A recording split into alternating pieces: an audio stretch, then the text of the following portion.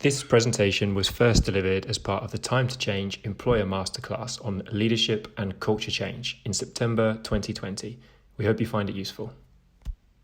Jess, I'm sure most of us, perhaps all of us, will be familiar with Blood Cancer UK.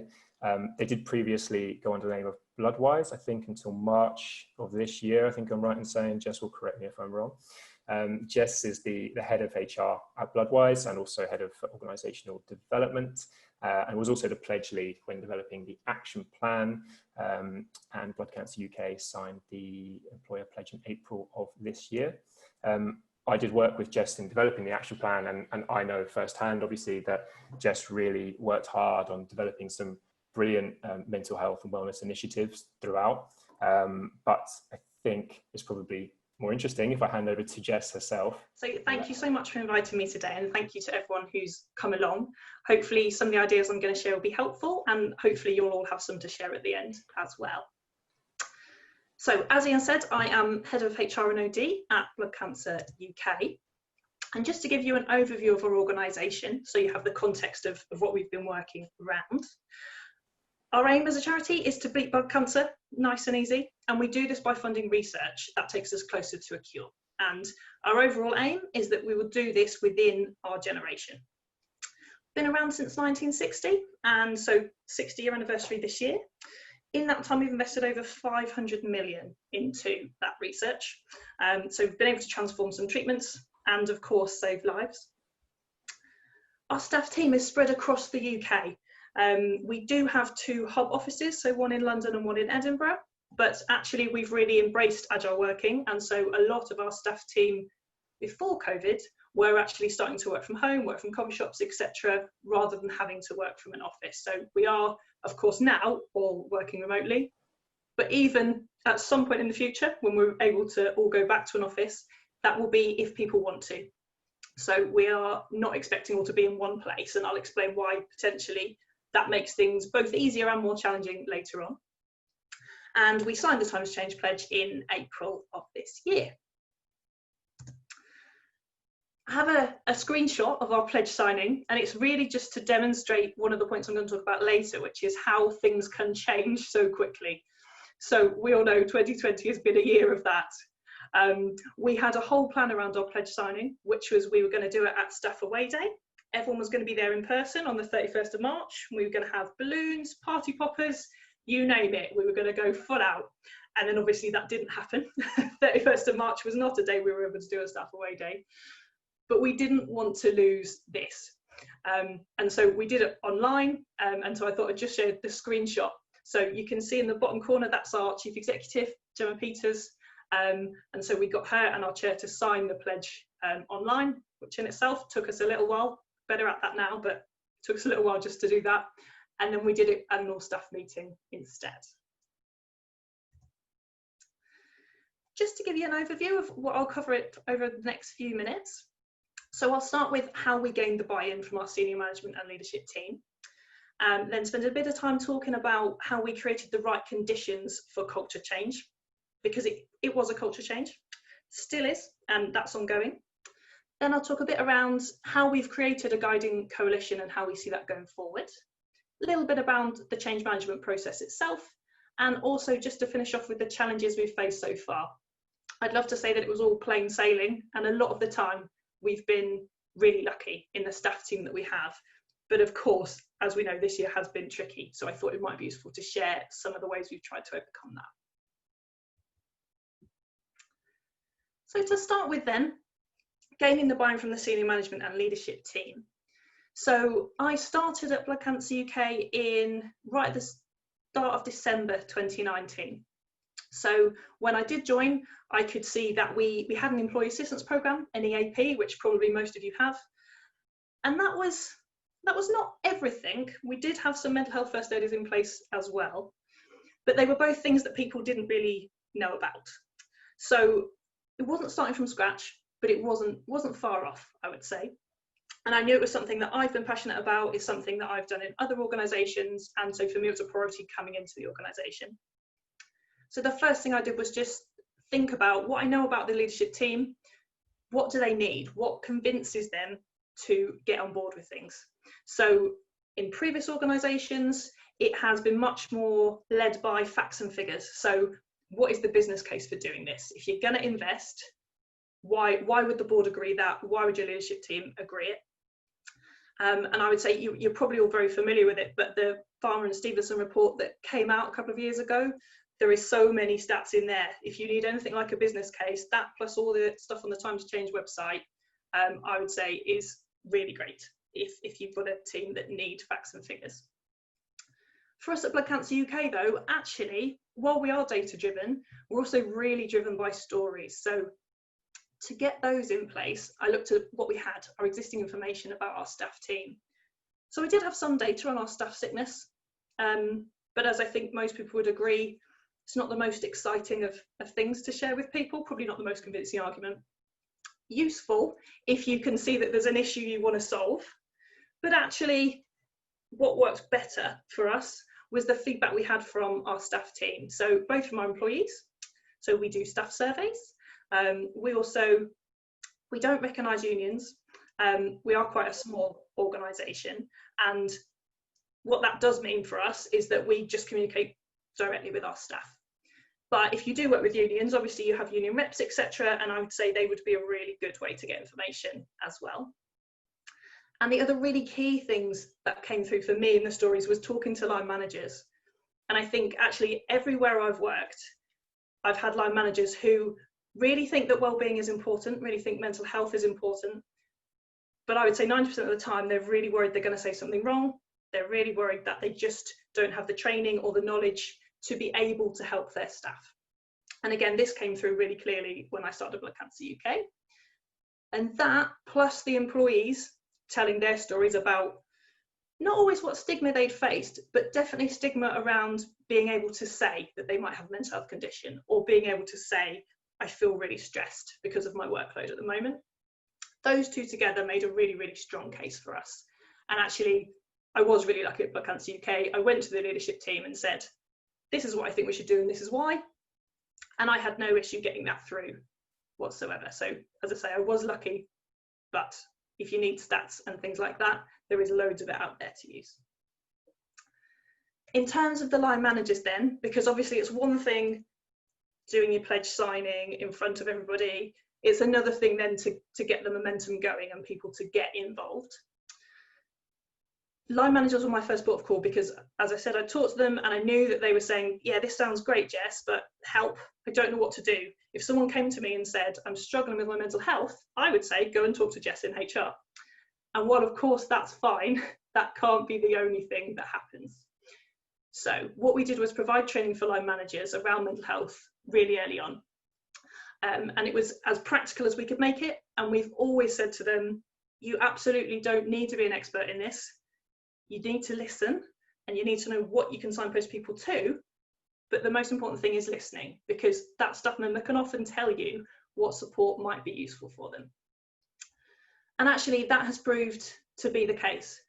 We've definitely found with our line managers that doing, I think in total we did 3 hours worth of training.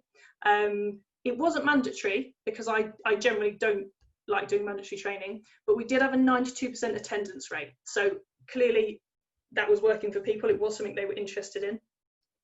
And we do have mental health first aiders as well as me within the HR team. So there is more experienced staff they can go to for help if they need it. Our overall plan is still based on evidence. And as I said, the Stevenson Farmer report, Thriving at Work, that was key for us. We also used the 5 ways to wellbeing and of course, all the Time to Change resources as well. In terms of the culture change then and getting those right conditions for it to happen, I've got a couple of slides here because this is probably one of the things we spent the most time on. And the first thing was explaining why. So some of you might have heard Simon Sinek, you might have seen him on LinkedIn, he's done quite a lot of podcasts, and he always talks about explain the why. Why are you doing it before explaining what you're going to do? And actually, if there's any comms specialists in the room, you'll be able to give me a better figure, but there's some stats that go around that say if you want a message to go across, you need to tell people anywhere between 7 and 13 times. So I think for us that we definitely found that sometimes it feels a bit like you're saying the same thing all the time. But actually, I think from experience, just keep going with it, because there's always someone that didn't hear you last time, or it didn't quite sink in. So explaining why we thought mental health was a topic we wanted to talk about is still something we're doing several months down the line. Getting our senior leaders involved was a really great step as well. So again, they were really happy that we went ahead and did it. But the next step up, and one that's been really great for us, is getting them to talk about mental health themselves as well. So our executive team are really great and have really embraced this. And so at the moment, we are going through a redundancy process, unfortunately. I hope that not many of you are going through the same thing, but potentially you are. And as part of that, we have had the exec team, they have open door sessions every week, but they have said every week when we have a team meeting, they've said in that, my open door session is coming up, come and talk to me about anything, and that could be around how you're feeling right now. So if you're struggling with your mental health, come and talk to me. So that invitation is always there at a really senior level. As well as offering that chance to listen, we've also had the exec team and we had our chair of trustees talk about their own experience of mental health as well. And again, that's been incredibly powerful in breaking down the stigma around talking around mental health. So at our pledge signing, for example, we couldn't do what we wanted, but what we did do and what worked actually really well, we have a Wednesday morning meeting, everyone logs in virtually, and our CEO Gemma talked around mental health and wellbeing and how it links into our organisational values. And then our chair of trustees gave his, I guess, personal experience around mental health. And that was so powerful, because actually what he said was, for years and years and years, he works in a corporate culture, and he said for years, I wasn't really into this wellbeing stuff. But actually over the past few years, I've come to see how important it is. And I think it's great that as a staff team, that we're all talking about this. And so obviously the impact for our staff members, seeing the chair of our trustee board saying that, was really powerful. And we had a lot of feedback, people saying, you know, that's so great, he was prepared to be so open and talk about his own mental health. So I think if you can get your leadership team to do that, that has proved really, really powerful for us, one of the most powerful things that we've done. And another way that our exec team share their stories is through something called Schwartz rounds. So if there's anyone from the NHS on the call, you'll know what these are. If not though, a Schwartz round, they are used mainly in the NHS, but we use them as a charity, and some of you might do as well. Essentially, a Schwartz round is a space, normally it's about an hour, and you might have 2 or 3 speakers on a particular theme. So it could be change, or it could be dealing with mental health. And those speakers share a personal story, and then people reflect on the emotional impact of that. So it's not around problem solving at all. It is just all about thinking about your emotions and your feelings, allowing yourself to sit with those. And again, we've had our exec team come along as speakers in those Schwartz rounds, and the whole staff team can attend those. So again, it's really personal stories, and people being really quite vulnerable when they're sharing those. And again, it's been really helpful in breaking down stigma. And then I think as well, for the rest of the leadership team, including myself, being a really authentic role model. So again, it wouldn't be that useful, I don't think, if I just said to the staff team, yeah, we're going to do all this mental health stuff. Here's a template of your wellness action plan, off you go. Some people might have done it, but what I thought would be more helpful is if actually I attended team meetings to talk about wellness action plans and share mine in advance. Because I think, and probably most of you might find the same thing, mental health is always going to be a topic some people find difficult to speak about. And so from my point of view, I just thought, if I'm saying to people, I want you to, you know, share yourself, share some vulnerable things, potentially write them down and share them with your manager and your team, I need to show that I'm prepared to do that. So anyone in the organisation could read my wellness action plan, for example. It's just on Teams and on our SharePoint. Anyone can use it and see it, and hopefully inspire them to feel comfortable to start doing that as well. And obviously the other side of that is also personally sharing, when either myself or on the leadership team, if as senior leaders you're not feeling great, actually sharing that. And I think for me that's probably been the hardest thing, I'm very happy to talk about mental health, and I'm very happy to support other people. And there's still that thing sometimes in the back of my brain, if someone says, how are you? My instincts just go, yeah, I'm fine. I'm absolutely fine. I'm head of HR, I should be fine. But actually, that can never be the case for anyone. And so for me, I guess I built up slowly. So within the HR team, every time we have a team meeting, we do a check-in as our first thing, score 1 to 10 and why. And then really I've just built on that personally. It might be that you're the sort of person that is actually really happy to share. And if you are, then you're really lucky because the rest of us, it is not always so easy. But again, if you're trying to role model people feeling comfortable about talking around their mental health, I do think you need to lead that from the front. And then, like I said, talking about mental health often. So every Wednesday morning we have an all staff meeting. It is really rare that at some point wellbeing or mental health isn't mentioned in one context or another. And one of the ways that I knew that we were starting to embed this in the organisation is that other staff, without me prompting, start to talk about mental health. On our away days, we normally do 2 a year. We've now got a section on each of those which focuses on something around wellbeing and mental health. And we also have a weekly HR update. So it's just an email that goes out on a Friday, any organisational developments, but we also always have something around mental health in there. And it always has the next available dates for the mental health first aiders, because we offer drop-in sessions as well as just being available. So every Friday and every Wednesday, there is some reminder about mental health. Other things we've done as well, so we wanted to create some resources which were really easy to access. So we didn't want to have passwords on things. We wanted people just to be able to go into our SharePoint and get signposting resources, see all of the things we've got in our wellbeing hub without anyone else knowing. So when we were in the offices, we could leave little booklets around and people could just take them. But now we're online, obviously that's had to change. So we've built a wellbeing hub on SharePoint. It is super simple. It's literally a folder with resources in, which are hopefully nicely labeled for people. And we've put a wellbeing channel on Teams as well. That's what we tend to use. And anyone can post any wellbeing ideas in there. And then the other thing we've started to do as well, which again, we've really seen in the past 6 months have a great impact, was setting expectations around that right from the start. So if you apply to join us, if you see one of our vacancies, on our recruitment page, we have mental health and wellbeing as one of our key benefits. And then if you get a job with us, before you start, we send you an induction pack. And in there, it details every single part of our wellbeing offer. So the idea being that even before you've come in the door, virtually or not, that you know that this is important to us, and that whether or not you feel mentally well now, if at some point you don't, then we'll be there to help.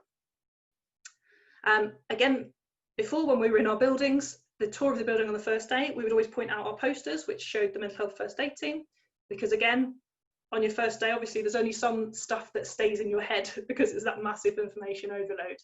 But we just wanted to be like, look, the poster is here, there's one in the kitchen here, there's one over here, so people would at least remember they could go back and get that information.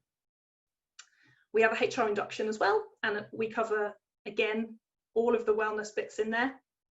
And as I said, our mental health first aiders do drop-in sessions. They are available at any time for people to call, but we offer drop-in sessions, and we just send those out as calendar invitations, so anyone knows exactly when they are. It's totally up to them if they drop in or not, but it's just really being obvious about what's available. The last thing we did as well was to make sure we were referencing mental health and wellbeing in our policies. So I think in most of our HR policies, we had a line somewhere in there saying that we had an EAP and here's the phone number.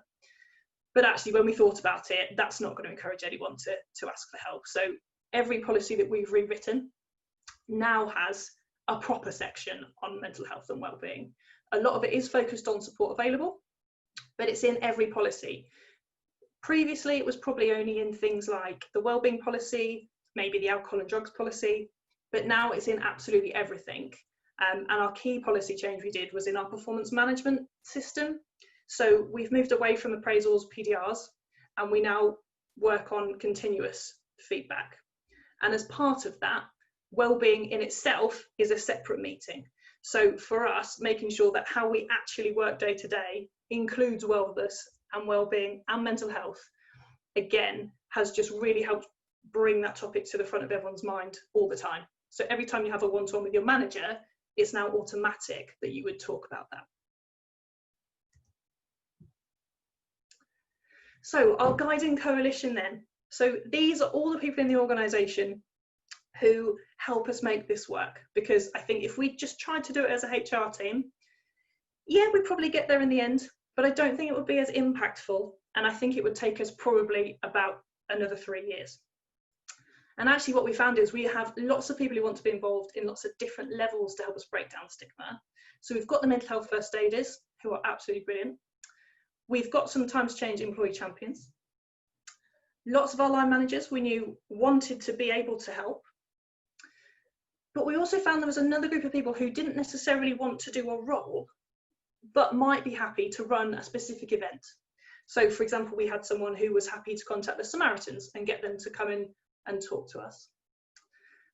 We also realised that we had a group of people who didn't want to run anything, but would always support events we put on.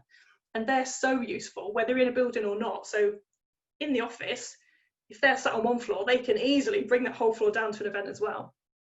But we found actually online, they still do that same job. They still, when they're in a team meeting, will say, oh, is everyone going to that event tomorrow? That sounds really good. And so actually identifying those people was really useful for us.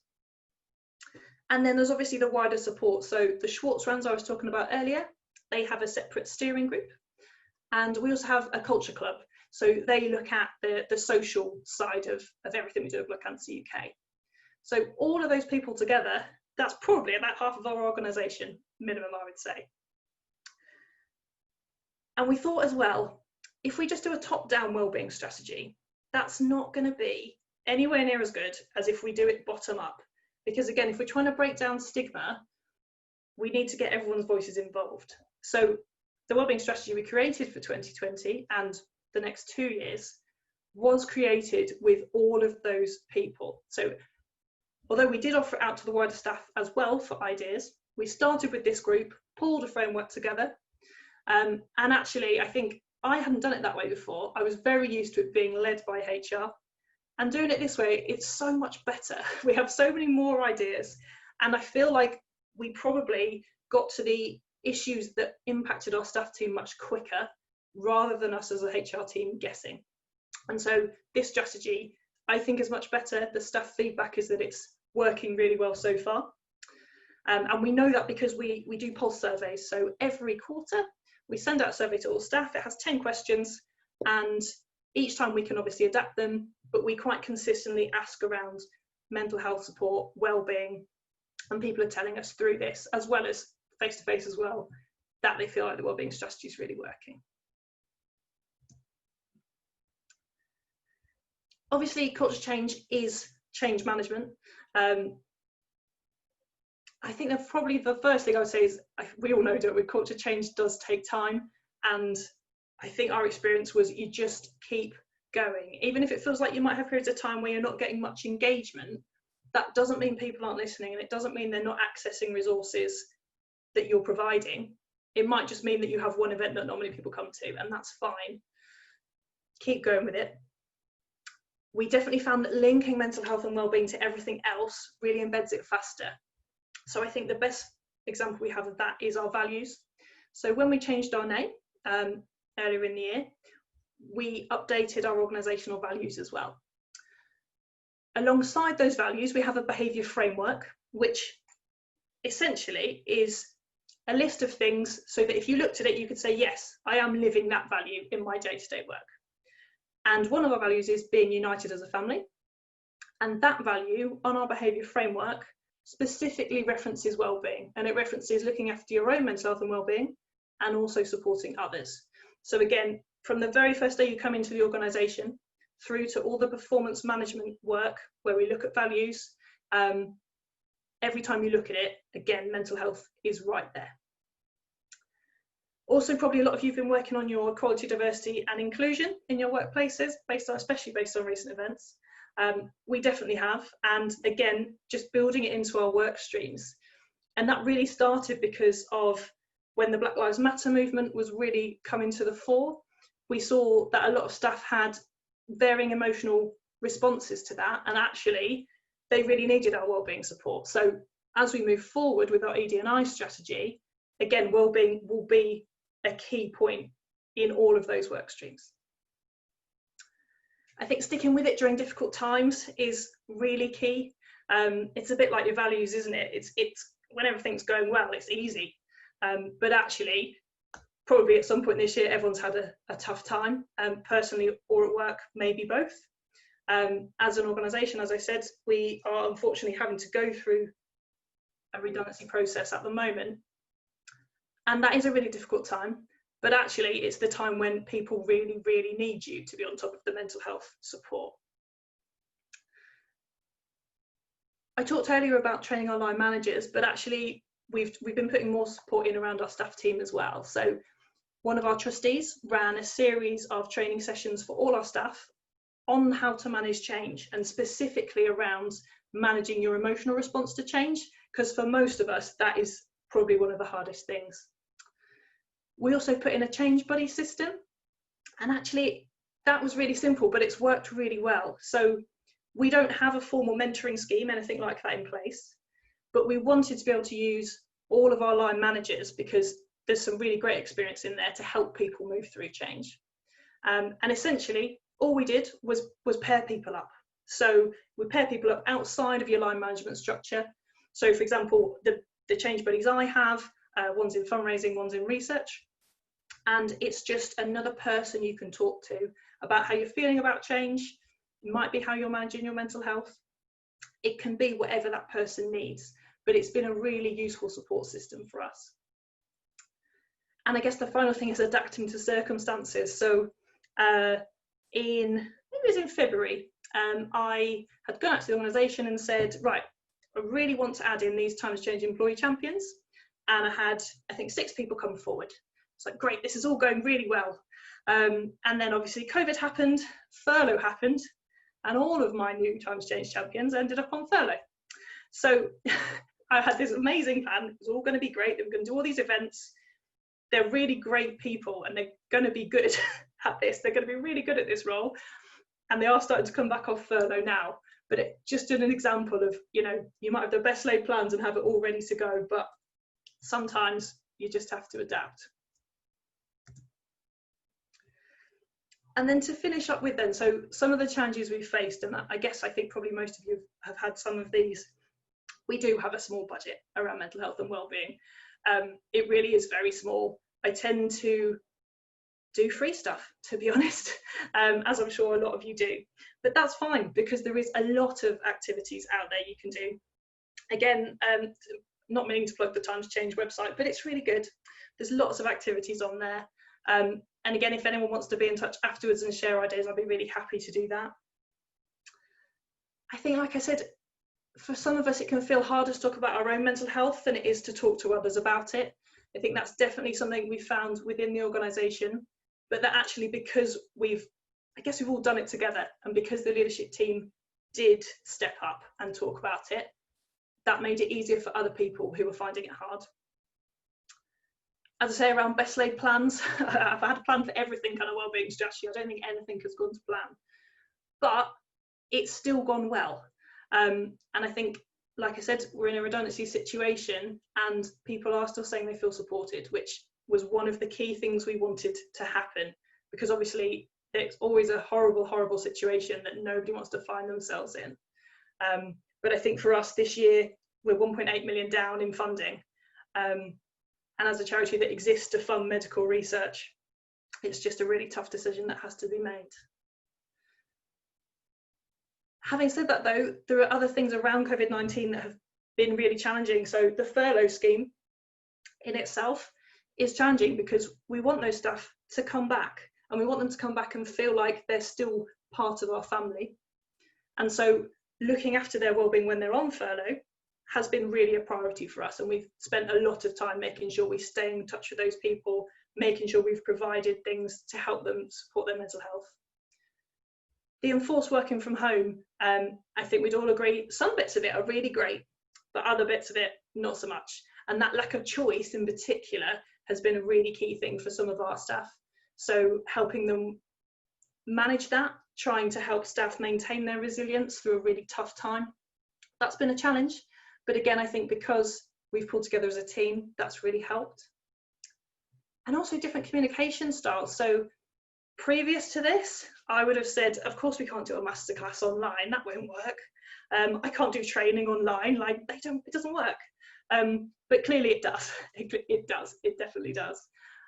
But it took us a little while to get used to that. It took us a little while, especially if anyone was based in our London office. It's a quite small building. Everyone's very used to seeing each other, and adapting so that you still keep that communication online was a challenge, but definitely is possible. And I think, again, has had a really positive impact overall for the staff team around maintaining mental health, but also still on breaking down that stigma around talking about it. And I think, yeah, as an organisation, we've learned so much from it, and most of it positive, fingers crossed. That is me done, really. I just wanted to flag up that September is Blood Cancer Awareness Month. So you might not know, there's actually over 100 types of blood cancer.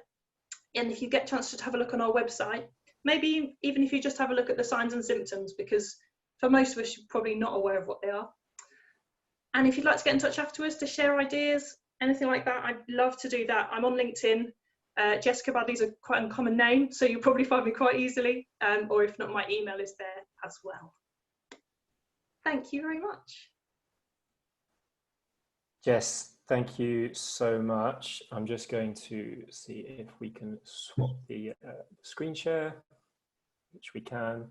So, I mean, yeah, first of all, Jess, thank you so much. I think what really came across to me there was the kind of honesty, as well as the insight that you gave into some of the actions that you've been implementing. And yeah, I think it came across and gave a really kind of thorough understanding of what you've been doing. I'm just having a look at the chat feature here. Let's just go back. I didn't see any questions roll in. So what I'll do is I'll just open it up. If anyone does have a particular question, then if you want to unmute yourself and put that across to Jess now, that would be great. We have got a question from Flavia. Flavia's question is, Jess, could you please talk more about how you're managing redundancies and how the redundancies management plan and any support for staff at risk of redundancy specifically? Yeah, absolutely. Yeah, so maybe actually if I talk about the support, because that is freshest on my mind, having just communicated that to everyone. So throughout the process, we've tried to be really clear with everyone that mental health is really key. Of course, that is a really difficult situation. So it's difficult for the managers who are leading the process, and it's really difficult for the person going through it. So we have things like the exec open door sessions I talked about. Also, our mental health first aiders kind of upped their presence. So we previously were like, there was once a week, there was a drop in. We upped that to twice a week. And also then at those Wednesday morning meetings, what we did was make sure as much as possible, one of us would say, oh, just as a reminder, we're here. You can talk to us about anything. And we also have a wellbeing newsletter that we send around monthly. And in that, again, just flagging that with people. One of the things that worked really well for us as well was just making sure that all the line managers put in a time during the redundancy process to talk to their teams individually. So yes, a lot of the communications obviously goes out by paperwork or as a whole staff team, but of course you don't get any discussion that way, and it doesn't lend itself to questions. So every line manager in their team meetings then made sure there was time on the agenda to talk about the consultation, and that might be really technical questions, but what we found was most of the time it was people talking around how they were feeling about it and actually giving people that space to talk about it, because usually during it you don't have the answers, but you can listen, and you can definitely empathise with how people might be feeling. So that was really key for us. In terms of really practical support, we have flagged our employee assistance programme a lot. I think I must have gone over that 17 times with our staff team. They must be sick to death of it, but we've definitely seen an uptake as that because more people are ringing the EAP or using the online service as a result of me constantly talking about it. We've also offered our HR team, in terms of really practical support, interview prep, CV and LinkedIn reviews, and also, if people want it, career coaching, as in, for example, we're a charity. There are some skills in a charity which are very transferable across sectors, so HR, finance, etc. There are other, I guess, professions within the charity sector, so fundraising, which sometimes people think, oh, I'm not sure how that transfers to another sector. But actually, there are so many transferable skills. So we've done quite a lot of work with the staff around how they do that and how they think about marketing their skills. And we were really lucky. One of our funders gave us not loads of money, but some money when they heard about our redundancies, to also use an external coach to do that. So we've also been able to offer a 60-minute session with an external coach so that people can access that as well. And obviously for some people that's better. Some people prefer talking to us as HR team because they know us, but other people prefer that external input. So we've just tried to make sure that there is a real range of people to support, really. Thanks, Jess. The questions are coming in thick and fast, and I'm conscious of time. So I'm just going to jump to the next one from Liz, who's asked a really good question. She says, how did you sustain communication and support through COVID with regards to mental health specifically? So a bit of a mixture. So while we do use the Wednesday morning staff meeting a lot to do that, obviously people on furlough aren't there to watch that. So we'd set up separate email communication. So there's emails that go to staff who are at work, and then there is separate email communication that goes out to staff who are on furlough. So as I said, making sure that they were kept in touch is really important to us. So we have done that a lot. We've also tried to do some events as well. So for example, one of the sessions that I ran was a 1-hour session on wellbeing and resilience. Again, not mandatory, people can just choose to come along. But that again had a really high take up, both from staff still at work and on furlough. And then the other thing we did was just to make sure we were trying to set up online social events. So I'm sure a lot of you have done the same thing, sort of like after work drinks, coffee mornings, all those sorts of things. And especially at the start of COVID and the lockdown, we made sure that one of the mental health first aiders was always at one of those events, just in case people wanted to talk about it. And actually we found at the start that was really helpful. And then as we've got on and we've sort of adapted, we've been less needed in that capacity, but people definitely still accessing that, I guess, the social element of it. That's been really key as well. Jess, another question for you from Lee Sharp. He's asking, have staff been worried that any disclosures might be used against them? I know it would be illegal to do so, but traditionally that would be a concern. Yeah, absolutely. I think that's probably a key concern for everyone, isn't it, whenever they're in that position. I would really hope that they wouldn't. I definitely have had feedback from staff saying that when they have disclosed from interview stage onward, that they felt that's been really supported, and that they haven't felt like they've been at a disadvantage. We do offer exit interviews when people leave, so I would hope that if anyone did feel like that would come back to us, and it hasn't. But we do try really hard to make sure that doesn't happen. And actually, so for example of that would be at recruitment stage, if someone did disclose a mental health condition, our line managers would know how to handle that, because part of our training was specifically about that. Yeah, does that answer your question? I'm just really conscious of time, and we have got a lot of questions kind of flooding in, which I'm really keen to get through as many as possible. So Jess, the next question's from KA. I think it's actually a really good question, which I was going to ask myself actually, and it is, has Jess had any experience or engaged with skeptical employees? So those not convinced of senior leadership and buy-in, basically. Yes, absolutely. And I think, yeah, everywhere I've worked, but yes, here at Blood Cancer UK. And I think that stems from people that maybe have been in the organisation for a little while and have seen different managers, especially at senior level. And it is easy, isn't it, to say that you support something, but then to not do anything about it. So definitely when the first maybe 3 months when I started when we started talking about wellbeing, there was absolutely some employees who were like, been there, done that, nothing will change. And so for me, what we have to do is show that it is changing. And the only way you can do that is that role modeling I was talking about at the start, really. But yes, absolutely, that we did have that. We did have people who thought, well, this will last for a week and then that'll be the next thing. Thanks, Jess.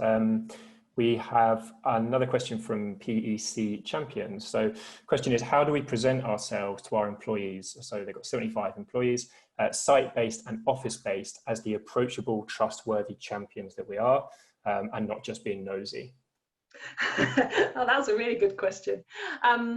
We've tried to do it so that we are seen as available and supportive. So, and from a HR perspective, sometimes people don't trust HR from previous experience. I would hope that people would not say that about my team now, but absolutely, yeah, I can see why people might think, well, why are you asking me that? But I think if you make it normal to ask about mental health, then it gets rid of that idea that you're sort of seeing what's going on with people and being nosy. And I think just consistently being available for people, whether that's by email or whether you're going onto sites, if you've got people back in the workplace, if you're there consistently, then I really think people start to see that you mean it, and that if they do come to you, that you'll be helpful. Thanks, Jess. We've got another question from Annabelle Naismith. So first of all, thanks for sharing all the info, Jess, and a good question, I think, here. So did you use a mental health first aider or someone trained to deliver the training to line managers? Yes, so I'm a mental health first aider and I delivered the training. Had I not been, we still would have done the training anyway, but I think it definitely helped us that I had the training and had done other bits as well. But we would have still delivered it anyway had I not had any training on. Perfect. Kim's asking a question as well. She says, you mentioned that you have access, or easy access rather, to resources. What types of things do you have in that folder? I was worried it could be information overload. There's a lot of resources out there, which is absolutely true, or could encourage self-diagnosis, or people looking at these resources and not talking about or raising anything with the mental health first aiders or line managers. Yes, and I think that absolutely can happen, but I think what we found is we do have some employees who right now or in the past are not at a point where they feel comfortable to talk to someone yet. But I feel like if we give them information that we know is good, so for example, we have a signposting sheet which gives websites and telephone numbers of external agencies so that people can get what we know is going to be good information and good advice. I guess in terms of information overload, it's up to them if they go into the Wellbeing Hub. We've tried to split it out so it has things like internal resources, external resources, things like that. So I hope it's very simply laid out for people to navigate. It might be that people never talk to us as a HR team or as mental health first aiders, but I think if we didn't provide any information when we relied on them coming to us, I think we'd miss people because there is still that stigma, and it will take us, many more months before we get to a stage where we might think most people are happy to talk about it. So I'd rather the information was there because I know it's good. Thanks, Jess. And I think in that similar vein of talking about mental health issues, Samantha's asked a really good question here. She says, thanks, Jess. Did you find that once people started to share their personal experiences and stories via blogs, etc., that others followed suit? We have some very engaged people, but others who are just not interested. Yes, absolutely. And I think we'd be the same. I think we definitely found that interest in the topic overall went up quite quickly. I think when we had people sharing stories, yes, it made some other people share, but that's still quite a hard thing for a lot of people to do, especially in a public forum. Some people aren't comfortable speaking publicly about anything, never mind a personal experience. But I think when we were asking people if they felt supported, if they knew where to get resources, that number started shooting up really positively. So I think even if not everyone is sharing a story, that doesn't mean that you're not having a really great impact.